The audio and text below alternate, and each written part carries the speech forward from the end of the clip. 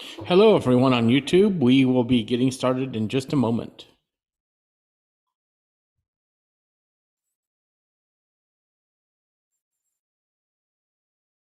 All right. Welcome, everybody from YouTube. We'll be getting started momentarily.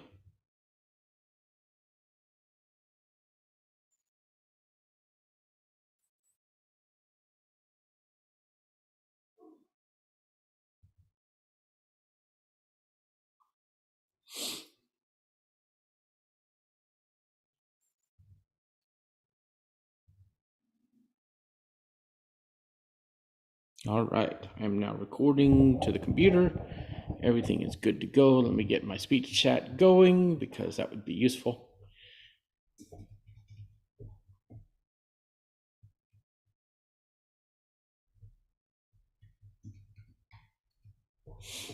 So if you're in chat, let me know, say hello, and we will get started momentarily with the podcast. I have things a little bit more in order today, I think. I hope. All right, so I am good to go. We are ready. And I YouTube, I do not have video on. I apologize. I'm looking for better microphone solutions where I can look up at my camera instead of down at my microphone. So those things will come in the future. So it's going to be a great episode today, so I'm really excited about this. If you're in chat, say hello. Let me know you're there, and we'll get started soon. I already see that it shows that Taylor is in chat. So that's excellent. All right. Let's get the people in chat. And if you're watching the episode and you're saying, where's episode 1 of Programmatic? It's not out yet. It's been edited. I'm about to put it through post-production, and it will be going up to Pinecast tonight. So it will keep with my schedule of every week. I had a little issue where I deleted the Zoom recording, so I had to pull it down from YouTube. So that was fun. So I almost re-recorded the whole thing. Thankfully, I didn't have to do that.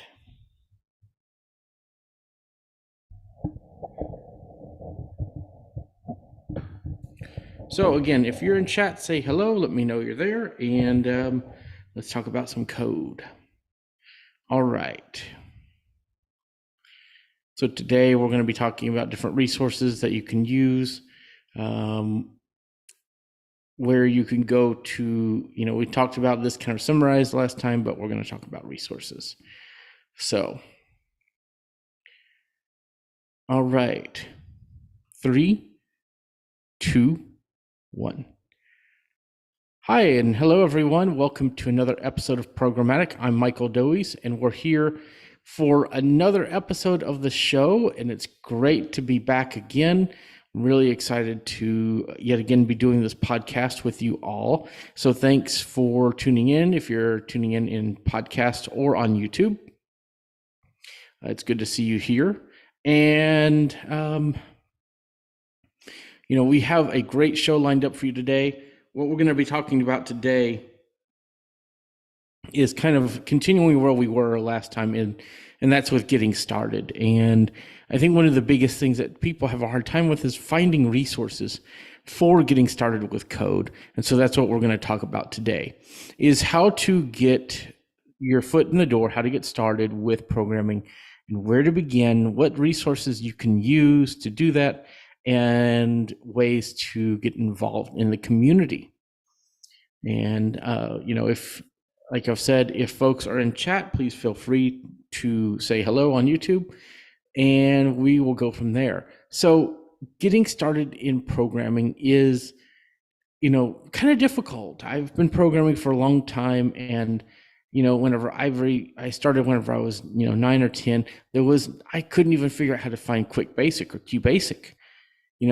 Only found about it by chance. And so it's gone a long way from there to all of these websites that we have, and being able to just Google and use Stack Overflow or Chat GPT. And So that's what we're going to talk about today is how do you find those resources?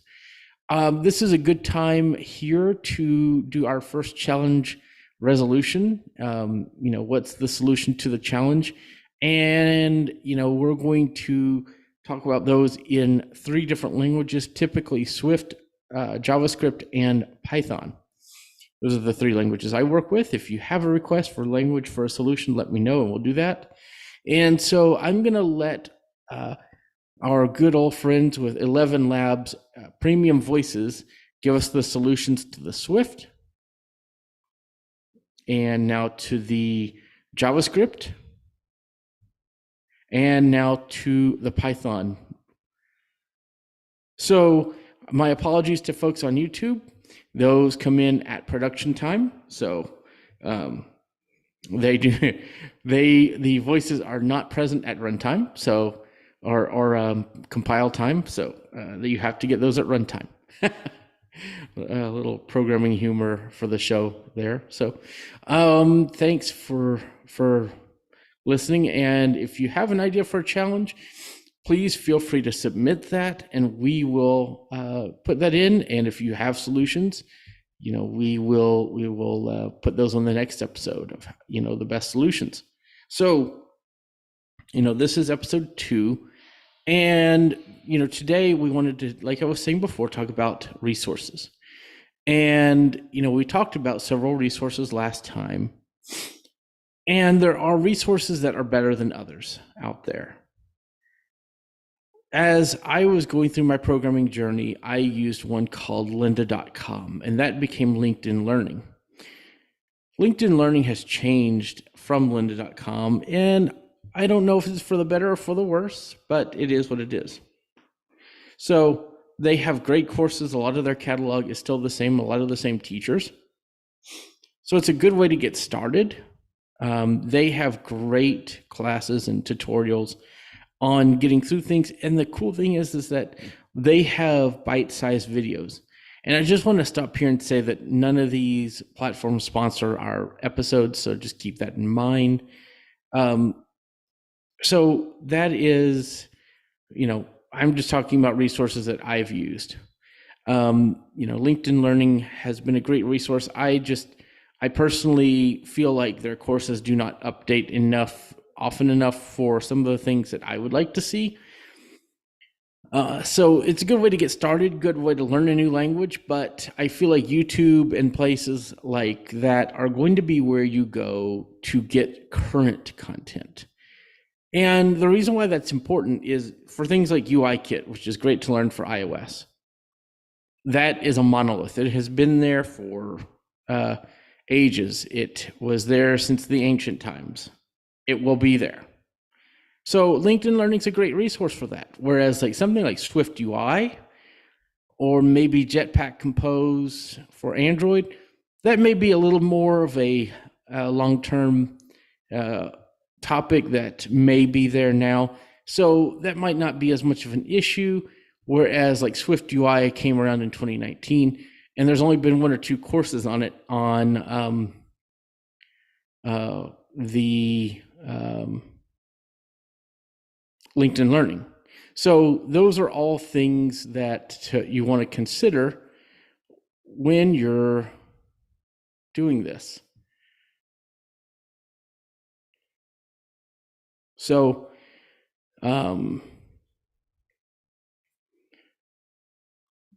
this is a quick cut because I had to take a second to look at my microphone because I'm always paranoid that something's not working. And before I started the show, I know I was muted and I have not checked my speech. So I was like, oh man, am I muted? But I am going to check the YouTube feed just to make sure that we are good because I'm paranoid.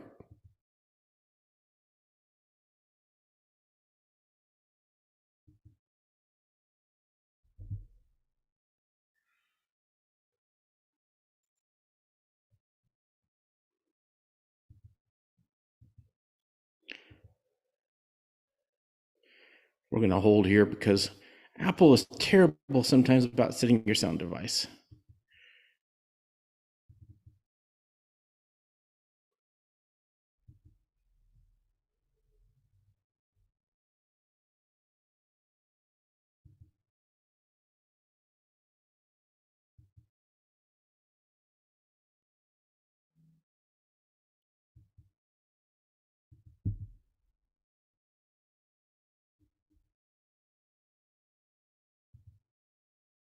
This is awesome. I can't hear any sound out of my computer.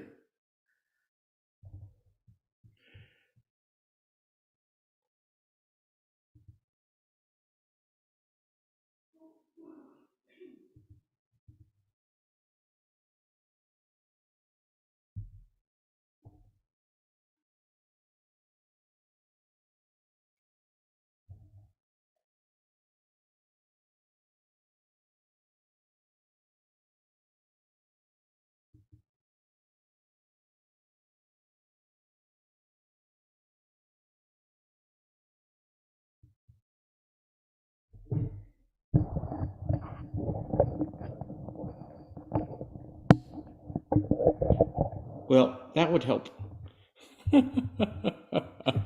I couldn't hear anything because my plug on my headphones wasn't plugged in all the way. Oh, yeah. Okay. I'm very audible. That's an outtake. Oh, boy. Wow. It's like, wait, I turned it up really loud and I couldn't hear anything. And so I checked it again and yeah, there we go. So, okay.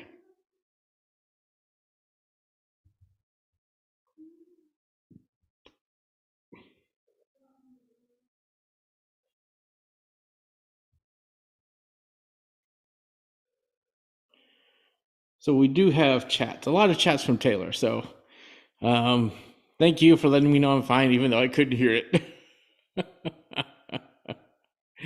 All right. So we'll get started momentarily.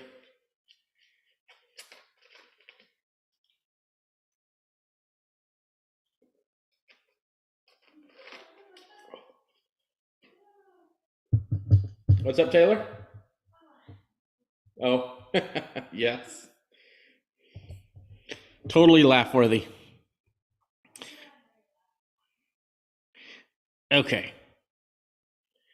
So, and hey, if Zoom doesn't record for whatever reason, at least I have YouTube as my backup. All right. Let's count it back in. 3, 2, 1. So, they have the bite-sized videos, but they also have different class materials and things like that you can use. So YouTube, not YouTube, I was thinking YouTube Premium. That's a great service too, but we'll get to that. LinkedIn Learning is great, but the pricing is, in my opinion, a little bit high for what you could get by services like YouTube. And I do purchase YouTube Premium so I don't have ads, so I don't have to worry about all of those things. Obviously there's people that put ads in their videos, and that's fine. I'm good with that. But I don't have to have the YouTube ads. So, we talked about several resources, and I won't rehash those in this show, but we talked about several on the previous show, but just Google or YouTube search for different users. And then one thing that's very useful is look up hashtags, figure out what hashtags on Twitter or Mastodon different people are using, and go from there. And one thing that I've found very surprising is there's a huge iOS dev community, hashtag iOS dev community on Twitter. And I posed the same question on Twitter and Mastodon. Which social media platform do you think I heard from first? Do you think it's Twitter? No, it was Mastodon. And they linked me somewhere to an article that may not have been completely relevant to what I was doing, but it gave me an insight into what could be causing the issue. And, I've always heard that Twitter is kind of the place to go for, communicating and reaching out to people. But I think that's rapidly changing over to Mastodon and, other social networks. So I would urge you guys, if you're on social media, don't just stick to one platform.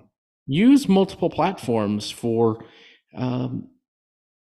coming up with solutions or talking to people, because you're going to find more luck by doing that. I've certainly done that. We have the Programming for Everyone Facebook and Discord groups. Yes. And, we have other groups and different things.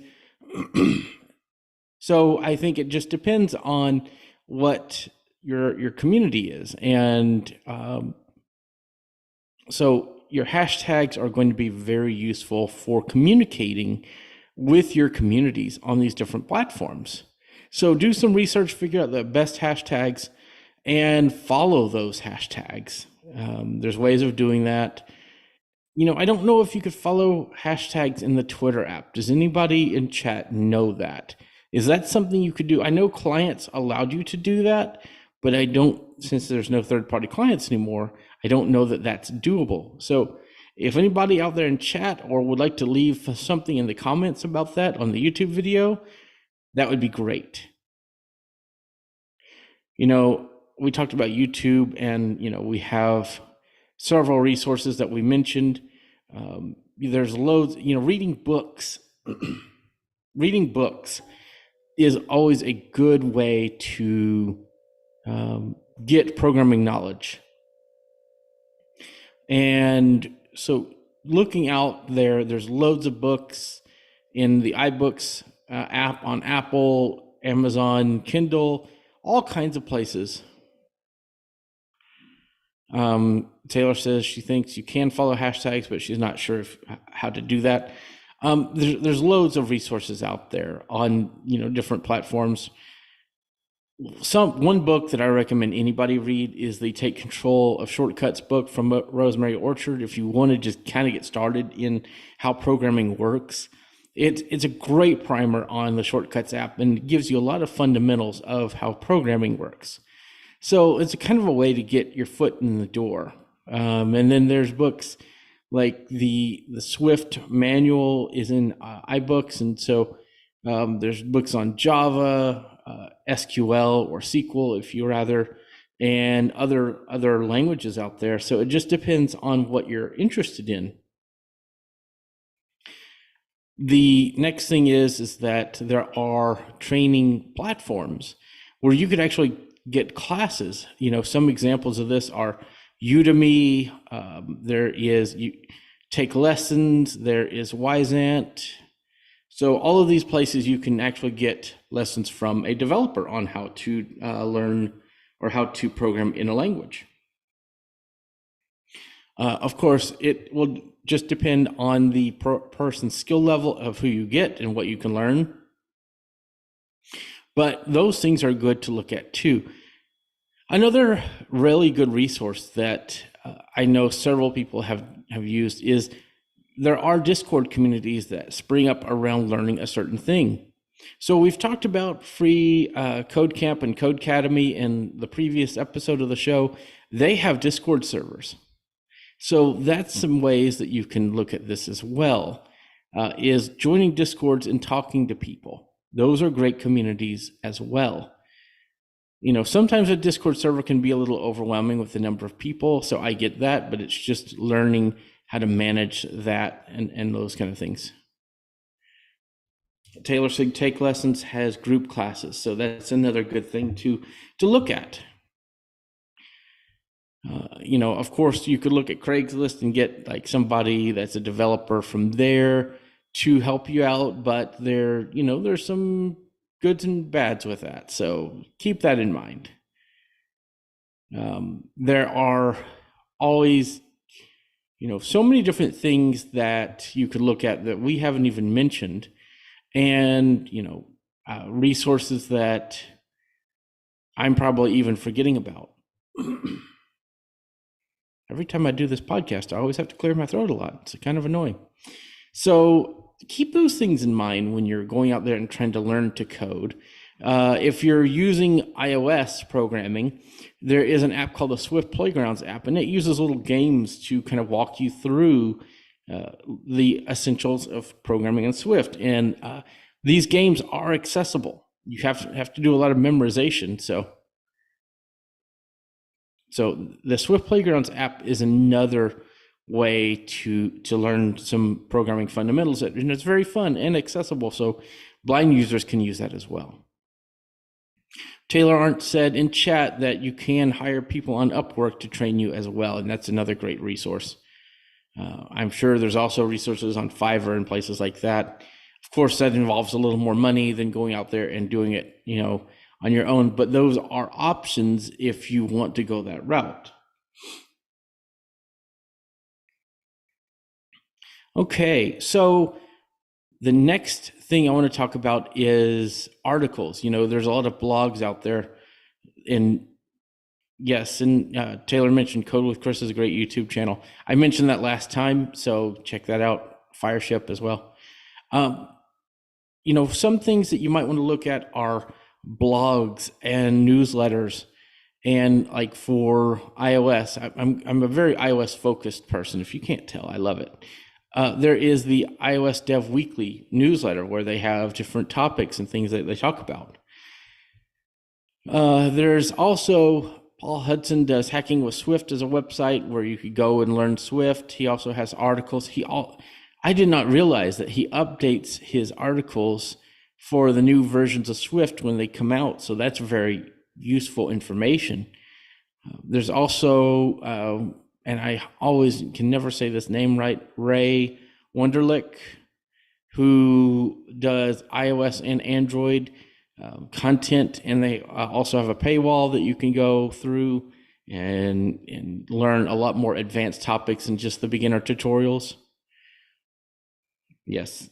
Taylor said there's so many great YouTube channels teaching code. And she actually has several good ones on her YouTube channel. Just look for Taylor Arndt.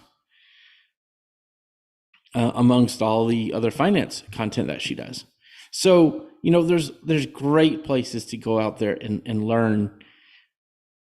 And, Apple, Google, all these websites, MDN, Mozilla Developer Network, and others have great resources if you're trying to learn web development or mobile app development or anything.